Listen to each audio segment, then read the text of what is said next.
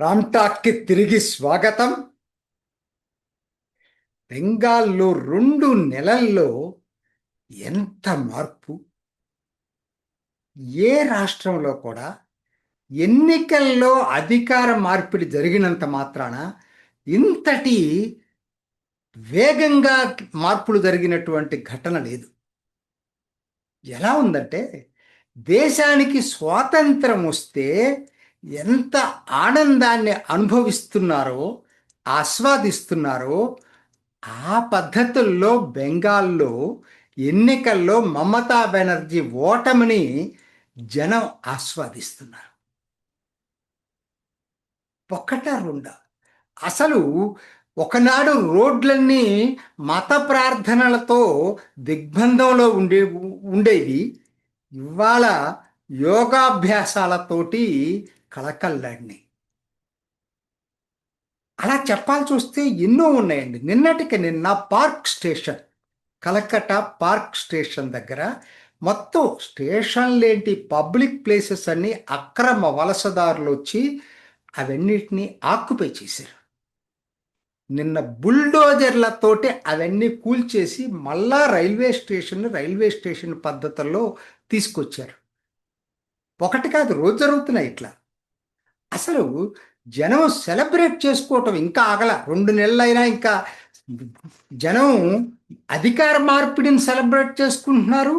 మమత యొక్క అనుచరుల మీద కోడిగుడ్లు వేయటం కూడా ఆగలేదు. అంత కసి వచ్చే పద్ధతుల్లో మమతా బెనర్జీ ప్రవర్తించింది ఇన్నాళ్ళ నుంచి. దీంట్లో ఈ బ్యాక్గ్రౌండ్లో ఇవాళట అసెంబ్లీలో యూనిఫామ్ సివిల్ కోడ్ బిల్లు పెడతారనేది వార్తా సంస్థల బోగట్ట. కోర్స్ ఒకటైతే సర్క్యులేట్ చేశారు. గ్యాంగ్ క్రిమినల్స్ని పబ్లిక్ సేఫ్టీ యాక్ట్ కింద మూసేయటానికి ఒక బిల్లు తీసుకొచ్చారు. ఈరోజు అది ఆమోదం పొందొచ్చు. దాంతోపాటు ఉమ్మడి పౌర స్మృతి బిల్లు కూడా ప్రవేశపెడుతున్నారట. దేశంలో 4వ రాష్ట్రం. మొట్టమొదట దీనికి ఉత్తరాఖండ్ దారి చూపిస్తే, తర్వాత గుజరాత్ ఎన్నికల్లో వాగ్దానం ప్రకారం అక్కడ చట్టం తీసుకొస్తే, ఆ తర్వాత అస్సాం తీసుకొస్తే దేశంలోనే 4వ రాష్ట్రంగా బెంగాల్ నిలవబోతుంది, చరిత్ర సృష్టించబోతుంది. ఎన్నో బీజేపీ రాష్ట్రాలు ఇంకా అమలు చేయలే. కానీ నిన్న 2 నెలల క్రితం వచ్చినటువంటి సువేందు అధికారి యూసీసీని అమలు చేయబోతున్నాడు. ఎందుకు ఇది చరిత్రాత్మకం అంటున్నానంటే, యూసీసీ ఏ దేశమైనా చూడండి, ఎక్కడైనా చట్టం ఒకటే ఉంటుందండి. ఏ దేశ, పాశ్చాత్య దేశం. నేను అంతకుముందు కూడా చాలా కమ్యూనిస్ట్ నాయకులను అడిగాను, ఎందుకు అపోజ్ చేస్తున్నారని. ఎక్కడ మాకు ఒక్క దేశం చెప్పండి. యూరోప్లో అన్ని దేశాలు కూడా ఒకే చట్టం ఉంది కదా, అమెరికాలో ఒకే చట్టం ఉంది కదా, ఇక్కడ అక్కడ కూడా అన్ని మతాల వాళ్ళు ఉన్నారు, అన్ని సంస్కృతుల వాళ్ళు ఉన్నారు, వలసలు వచ్చిన వాళ్ళు ఉన్నారు, అయినా కూడా చట్టాల్లో మార్పు లేవు కదా. ఆ భారత్లోనే ఎందుకు ఇన్ని రకాల చట్టాలు ఉండాలి? హిందువులకు ఒక చట్టం, ముస్లింలకు ఒక చట్టం, క్రిస్టియన్లకు ఒక చట్టం, పార్సీలకు ఒక చట్టం. ఏంటి అసలు ఈ పైత్యం ఏంటి? దాంతోపాటు ఏంటి, మహిళలకి ఇన్ని చట్టాలు ఉండటం వల్ల ఈ లొసుగుల్ని ఉపయోగించుకుంటున్నారా లేదా? అంతకుముందు పేపర్లో చూసేవాళ్ళం, రెండో పెళ్లి చేసుకోవాలనుకుంటే ఇస్లాంలోకి మారి పెళ్లి చేసుకున్నారు. చట్టం అనుమతిస్తుంది అక్కడ. నష్టపోయింది ఎవరండి దీంట్లో? మహిళలు. ఇవాళ యూసీసీ వస్తే మనకి ఇన్స్టెంట్ తలాక్ పోయింది, కానీ అసలు తలాక్ పోలేదు. తలాక్కి స్వస్తి, మహిళలకి విముక్తి. యూసీసీ వస్తే one women relation, one man 1 women relationship. విడాకులు తీసుకుంటేనే మళ్ళా నువ్వు చేయాలి, కానీ నలుగురు నేను ఒకేసారి కట్టుకుంటానంటే చట్టం ఆమోదించదు. మహిళలకి విముక్తి. ఆస్తి హక్కులో ఇప్పుడున్న చట్టాలకు బదులు అందరికీ సమాన ఆస్తి హక్కు వచ్చే కామన్ చట్టం ఇది. అది మతంతో సంబంధం లేదు. మహిళలకి విముక్తి. కాబట్టి యూసీసీ అంటే ఏం లేదండి, మహిళల సాధికారత. సింపుల్ పాయింట్ అది. మతాలకు సంబంధం లేదండి. మరి న్యాచురల్గా సహజంగా ఈ మత పెద్దలు అనుకున్న వాళ్ళు కొంచెం ఛాందస భావాలు ఉన్న వాళ్ళు దాన్ని వ్యతిరేకిస్తారు. సహజం ఇది. నన్ను అడిగితే ఈవెన్ హిందూయిజంలో కూడా వ్యతిరేకించే వాళ్ళు ఉన్నారు. ఎందుకనంటే జాయింట్ హిందూ యునైటెడ్ అవి కూడా పోతాయి. అందరికి ఒకటే చట్టం వస్తుంది, ఇక్కడ రావాలని నా ఉద్దేశం కూడా.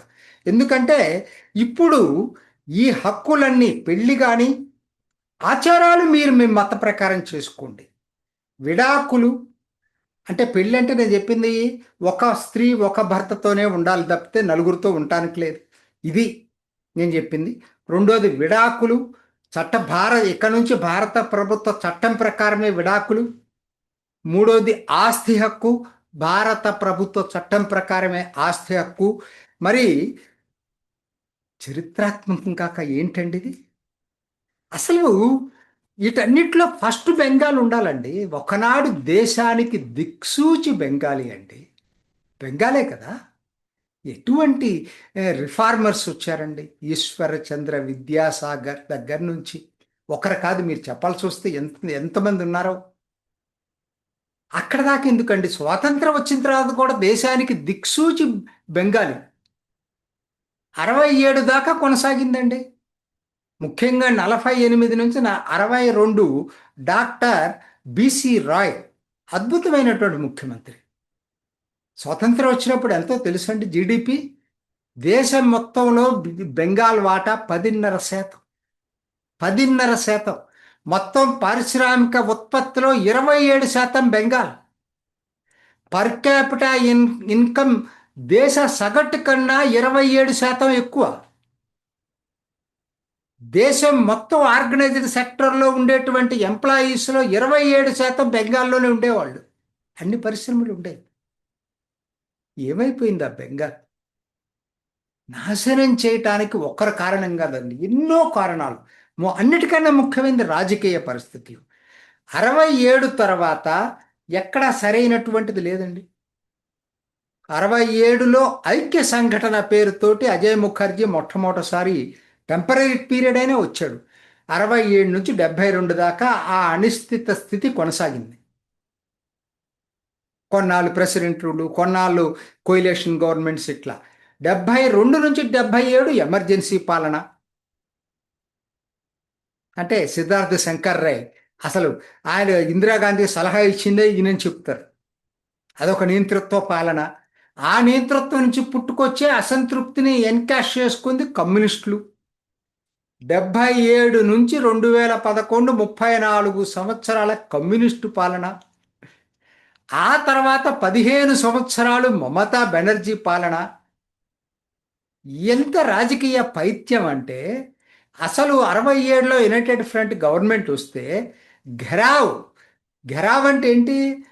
ఫ్యాక్టరీలో ఉన్నటువంటి సూపర్వైజర్స్ని, ఉన్నత అధికారుల్ని భౌతికంగా నిర్బంధించేవాళ్ళు. దాన్ని లేబర్ మినిస్టర్ ఎంకరేజ్ చేసేవాడు, కమ్యూనిస్టు మినిస్టర్. అక్కడ మొదలైంది బెంగాల్ పతనం. ఆ తర్వాత లాకౌట్లు ఎక్కువైపోయినాయి. దేశం మొత్తం మీద లాకౌట్లు ఎక్కువ అంటే పరిశ్రమలు వాళ్ళు కొనసాగించలేక వాళ్ళు లాకౌట్ చేసుకొని వెళ్ళిపోయారు. లాభాల సంగతి దేవుడు ఎరుగు. మనం అసలు ఇక్కడ ఉండాలి కదా, మనల్ని ఏం చేస్తారో తెలియలేని పరిస్థితి. ఆ తర్వాత క్లైమాక్స్ దానికి బంధులు. ఎన్ని బంధులో బెంగాల్లో? 1, 2 కాదు. జనజీవనం స్తంభించిపోయేది బంద్ అంటే పూర్తిగా. సో అటువంటి రాజకీయ వాతావరణంలో మరి బెంగాల్ పనిచేసింది. ఎన్ని సంవత్సరాలండి? 34 + 15 49. అక్కడి నుంచి లెక్కేసుకుంటే మీకు 60-65 సంవత్సరాలు రాజకీయ పైశాచికత్వం ఏలింది బెంగాల్ని. రాజకీయ పైశాచికత్వం. మిగతా ఫ్యాక్టర్స్ ఉంటే ఉండొచ్చు, నేను కాదంటలేదు. మిగతా ఫ్యాక్టర్స్ ఏంటి? ఫ్రైట్ ఈక్వలైజేషన్ పాలసీ తీసుకొచ్చింది 1952లో. అదొక మ్యాడ్ పాలసీ.